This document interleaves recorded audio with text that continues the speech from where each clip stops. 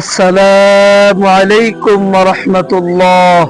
আপনি কি জানেন মুয়াত্তা মালিকের হাদিস হযরত আবু হুরায়রা রাদিয়াল্লাহু তাআলা আনহু থেকে বর্ণিত, তিনি বলেন নবীজি সাল্লাল্লাহু আলাইহি ওয়াসাল্লাম বলেন, আমি তোমাদের মাঝে দুইটি জিনিস রেখে গেলাম, যদি তোমরা এই দুইটি জিনিসকে আঁকড়ে ধরো কখনো পথভ্রষ্ট হবে না।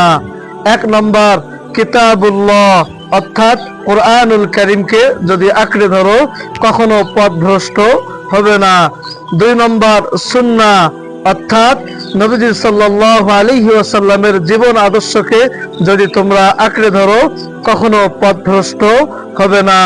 আল্লাহ তাআলা আমাদের সকলকে ইহদিনাস সিরাতাল মুস্তাকিমের পথে চলার জন্য কোরআনুল কারীম এবং নবীজি সাল্লাল্লাহু আলাইহি ওয়াসাল্লামের জীবন আদর্শকে আঁকড়ে ধরার তৌফিক দান করুক, আমিন। সকলে ভিডিওটি বেশি বেশি করে শেয়ার করে দিবেন।